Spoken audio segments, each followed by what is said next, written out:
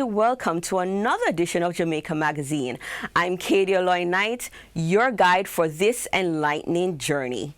On this October 11, the world observes International Day of the Girl Child.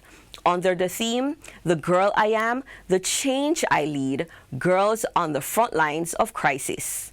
It's a reminder that when we empower girls to lead, we strengthen families, communities, and nations. Let's continue to nurture their voices, support their dreams, and stand beside them as they shape a brighter tomorrow. Stay with us. There's much more ahead to inform, inspire, and uplift.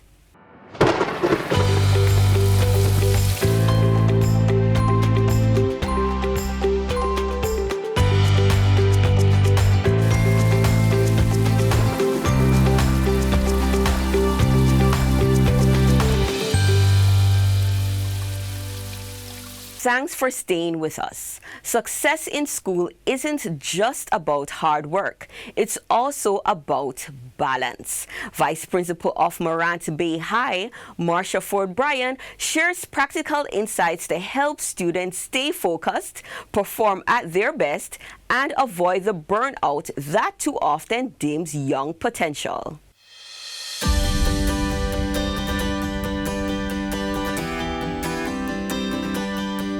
School can be exciting, but it also comes with challenges, deadlines, exams, and the constant push to do well.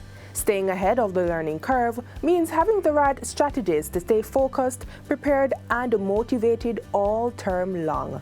We sat down with Vice Principal of Morant Bay High, Marsha Ford Bryan, who shared practical advice on how students can boost their performance and avoid burnout. It is super important that they stay organized.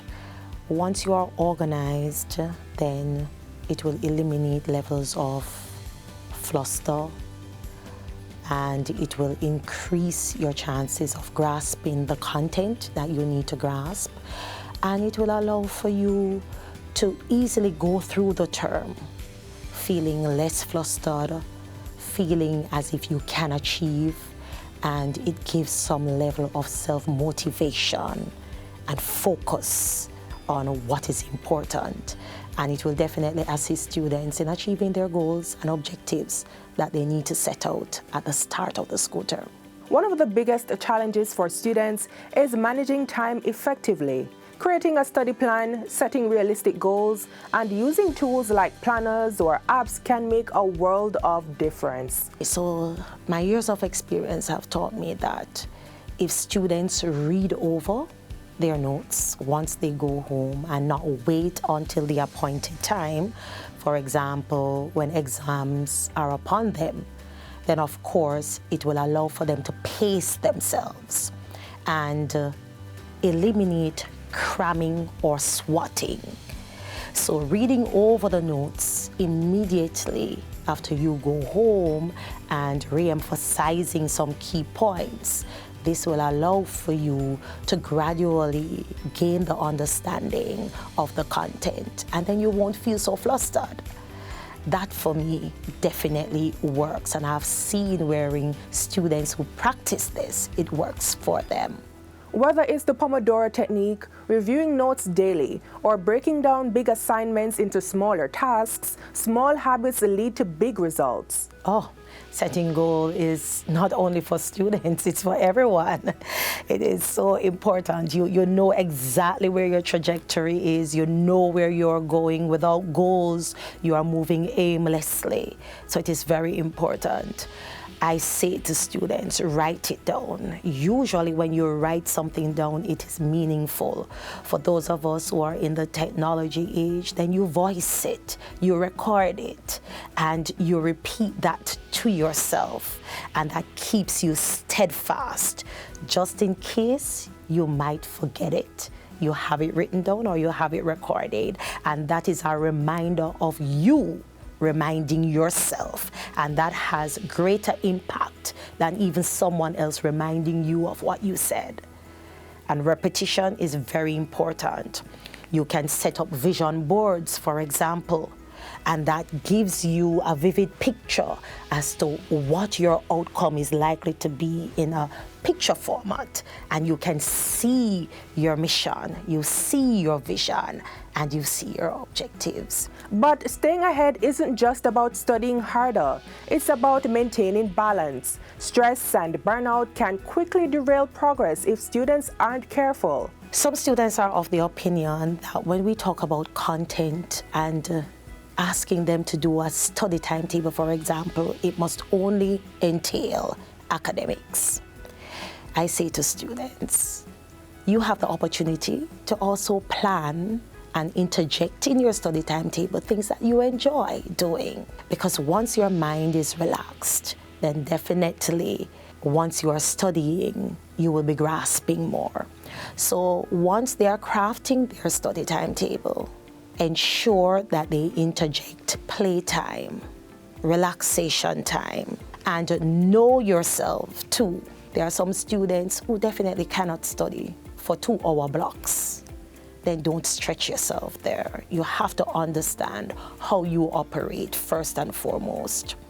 If it is that you can only manage to retain what you are studying for half an hour or 35 minutes, then you make your blocks in your study timetable to fit just to that. Here are some tips. Relaxation is very important. Utilize music if it works for you. Utilize your walks. And persons find it difficult to understand how exercise actually works, but it relaxes you. And if you can go on your treadmill or you can walk around your block for 10 minutes at least, it refreshes the mind and it gets you relaxed and you go right back into your content. But you have to know your body. You have to understand how you operate, because no two persons operate in the same manner. So we have to understand our body. Eat right. If you realize that you are not eating, this can't be healthy if you're studying and not eating properly. Get your fluids in and hydrate yourself. Success also comes from taking ownership of learning, being proactive and consistent. And while parents and teachers play an important role, students must drive their own growth.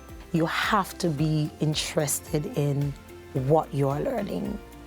And I often say to our parents, let our children choose what they want to do. Let them choose their profession. Because if you are going to live your life through the kids, they will not enjoy what they are doing. And once they can identify what it is that they want to do, half of the battle is already won. So once they are engaged, they are the ones who are going to find the time. They are going to find the supplementary documents to read. They are going to get excited about researching on their own, and they are going to be intrinsically motivated. Motivation doesn't always come easily, but small wins along the way can make a big difference. Students of their own never normally do very well at balancing without having that support system. So parents who are there with students, helping them to study, helping them to craft their study timetable, saying to them, all right, let's see how best we can work this in, and assist them in transporting them from one end to the next, asking them the little pep question, how was school today? How was your co-curricular activity? What about the debates that you have to do? And show that interest and engagement with students. It works well. The start of every new term is a fresh opportunity to grow, stay organized, and believe in yourself. You can do it.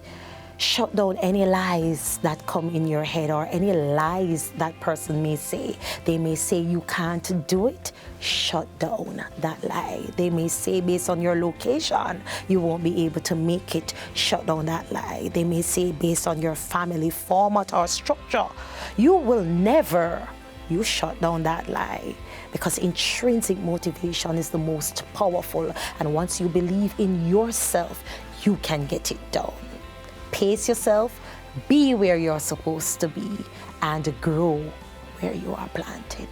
Students, remember, success isn't about doing it all at once. It's about steady progress, balance, and never losing sight of the bigger picture.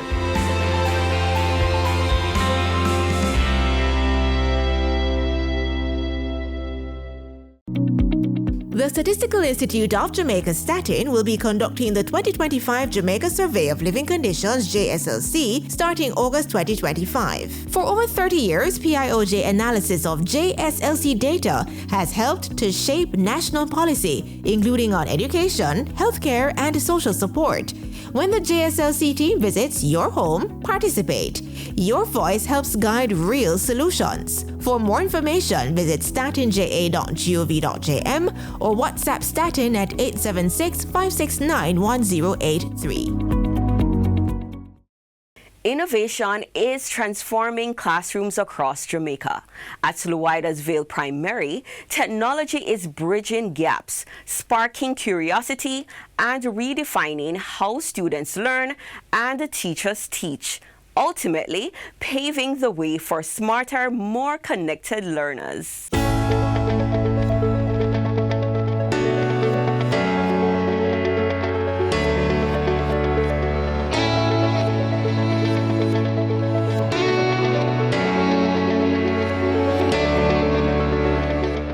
The Ministry of Education is making bold efforts to modernize classrooms across Jamaica through its National ICT in Education policy. Now, with more than 400,000 digital learning accounts distributed and hundreds of schools connected to broadband and Wi-Fi, the digital classroom is no longer just a dream. It's here, and it's growing. Yes, tech-based education is here to stay, and so there is funding arrangements to support technology use in schools. And nowhere is this digital shift more visible than at Loidersville Primary School in St. Catherine. At Loidersville, that support has come in many forms: smart boards, 20 new computers, projectors, and a configuration support from the ministry, with strong backing from past students who have donated an additional 40 computers. So we are using technology. It has helped. The apps would have helped the students significantly to, as I said, get real-time information, practice more, and it now transform the learning experience to that of fun. So they are having fun and learning at the same time. Math is no longer boring, using just a textbook, but it is providing them with real-life experiences. Technology as well, the math corner, the math kits, right, the manipulatives, right, sent by the ministry would have helped. On the literacy front, the school uses Jollyphonics and other digital tools. We have seen students moving at least 1 to 2 reading level, right? And that is very, very encouraging. Now, as it relates to technology, the computer, working with them on the computer and the same gadget, they are now able to download the Jollyphonics and use the app there and go through. So this has enhanced the teaching and learning experience for our children, because they are now able to interface with the material at their leisure at home. At school, we are using as well the computers to help with the students' literacy, teaching literacy, right? And this has helped significantly. In my classroom, we use laptops, cellular phones, and tablets. Back to when I never had technology, I had some students who were not getting the concepts. Using the technology, I'm able to get some of the students to understand more and get some students to pay more attention, and they're understanding more, as before with it just being abstract. They're able to see the technology bringing the lesson to life. The results speak for themselves. Students are not just more engaged, they are also performing better. My grades not using technology were 80s and 70s, and my grades now are 90s and 100. Without technology, my grades were mostly high 80s, now it's high 90s. Lesson planning has also evolved. teachers now use digital resources, games, and apps to keep lessons dynamic. They are more engaged when they're playing Kahoot. They're excited, and Kahoot is an online interactive game where they can play. So after finish teaching the lesson, I will give them a Kahoot for them to go on, and they will answer it, so they are more excited. So it's no longer just talking in a vacuum, or it's no longer detached from their life.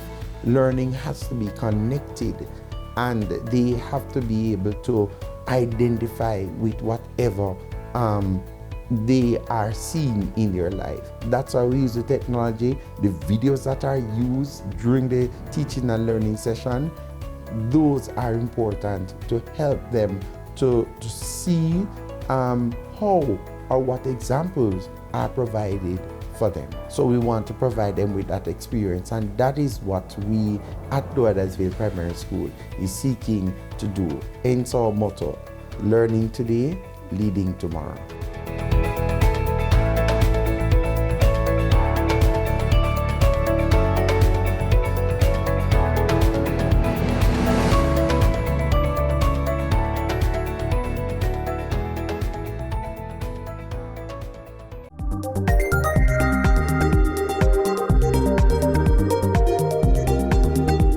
For many, clear skin is more than just a cosmetic goal. It's tied to confidence and self-worth. Up next, we'll explore how acne affects self-esteem, the different forms it takes, and how the right care and the treatment can help restore both skin and self-assurance.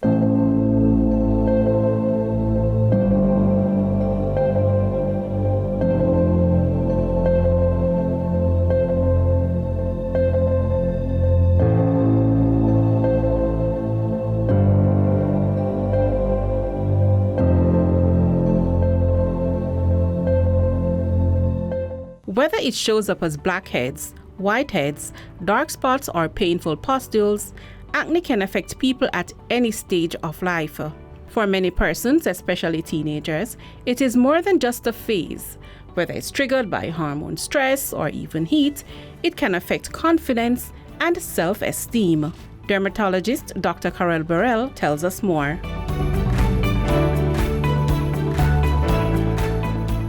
There are about 4 main things that occur. First, I think the most important thing is hyperkeratosis or obstruction of the pores. So when you get the pores being obstructed, then the grease cannot flow out and you get the formation of pimples underneath the skin. The other thing involved in the etiology of acne is bacteria, Corynebacter acnes, and this is present in the follicle. The bacteria causes inflammation, and so you get pustules. Also, we have sebaceous gland hyperplasia, so the grease glands become very active at puberty and they produce a whole lot of grease. The foods you eat can aggravate or make the situation worse. So high glycemic foods, so sugary foods, a lot of candy, a lot of sweet drinks, chocolates, those can cause the acne to become worse, but they do not cause the acne. They've also found that some types of milk, dairy produce, can also make the acne worse. You don't have to see a dermatologist to start treating acne, though it's a good idea. There are over-the-counter options that can help. Persons can start with WatchJIS with salicylic acid, help to exfoliate and unblock the pores.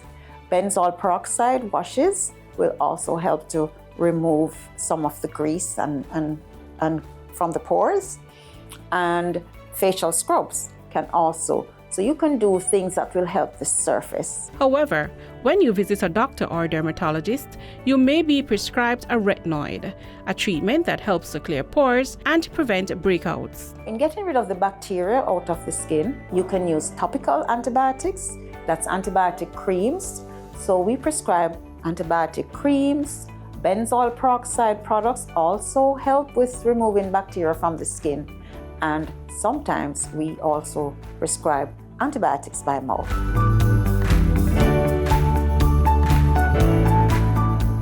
For teenager Natalia, acne was not just about breakouts.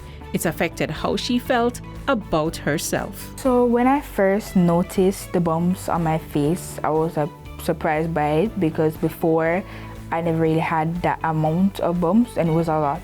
I have to say it was a lot. So I felt less confident about it. Like I felt like I should hide my face from anybody who had to look at my face and see the bumps, because many people noticed it actually. A lot of people, many people came up to me and told me, Natalia, what's wrong with your face? So I was kind of annoyed by it, but I tried my best. I tried everything to try and clear up my face because it really brought down my self-confidence. But after using the right products and sticking to routine, Natalia began seeing improvements and consequently feeling better about her skin and herself.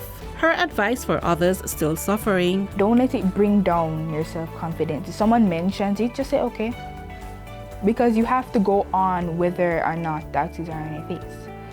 So just go on in life, ignore people. Getting treatment early can prevent your child from having spots and scars and getting that feeling of a low self-esteem, because that really can bother them and can affect their schoolwork and affect, of course, their outcome in life.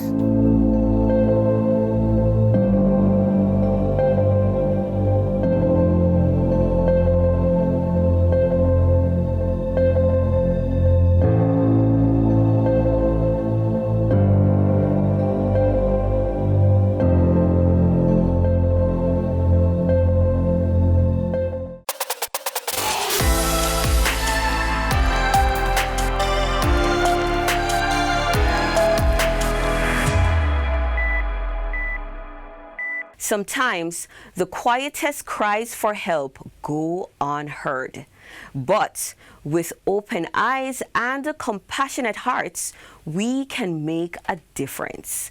Let's take a closer look at the warning signs of suicide and the vital steps each of us can take to reach out, offer support, and help save a life.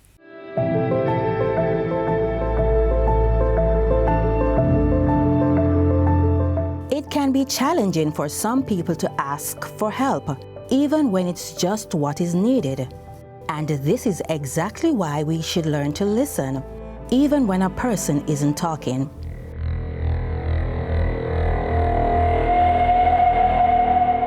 Every suicide is preventable. And the only way we're going to be able to prevent these deaths by suicide if we know the warning signs and know how to respond. If you find that someone is saying that they want to kill themselves, whether it is a joke, because some persons say, I was only joking, or whether they are serious, they need to be taken seriously.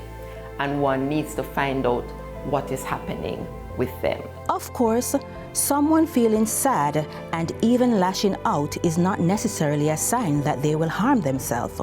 But if you want to take a closer look, these counselors recommend using what they call the PIN scale. Assessing someone using this method means you need to identify if there is a plan and also investigate the means of executing that plan.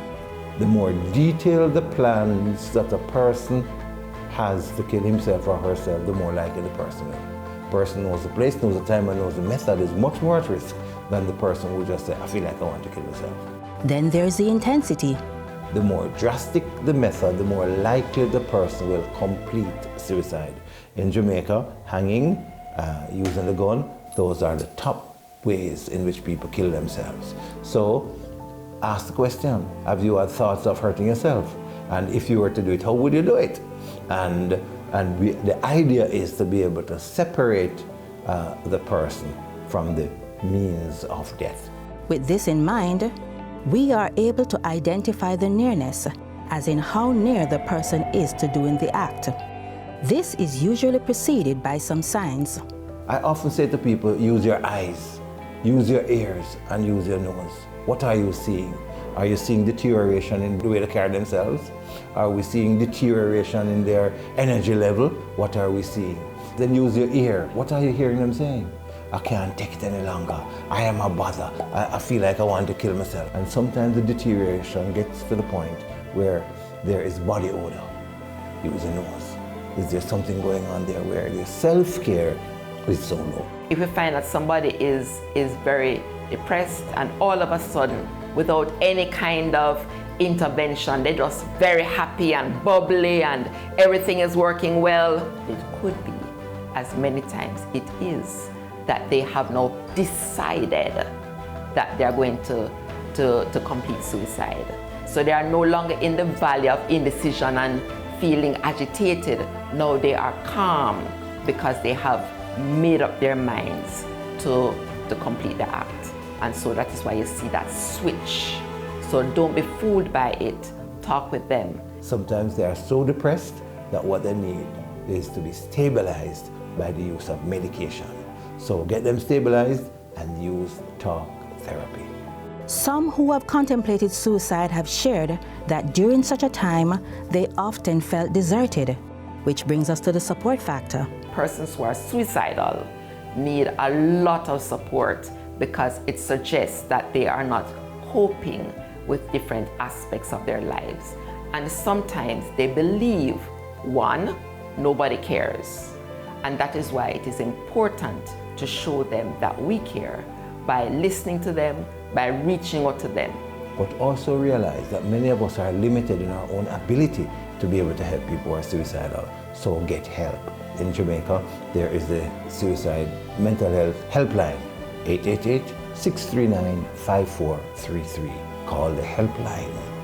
Get to our counseling agency, Choose Life International, or flagship with counselors across the nation willing to help, 920-7924.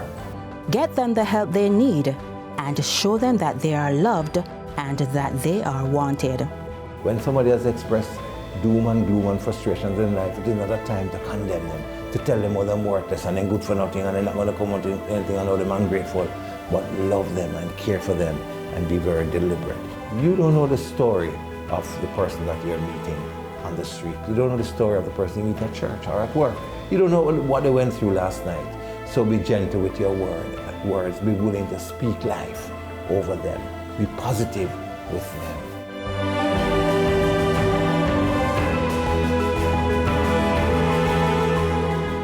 As we wrap up today's edition of Jamaica Magazine, we hope you found these features informative and engaging. Let's stay connected through our website at jis.gov.jm and on our social media. On behalf of the production team, I'm Katie Aloy Knight. Walk good. This has been a production of the Jamaica Information Service, the voice of Jamaica.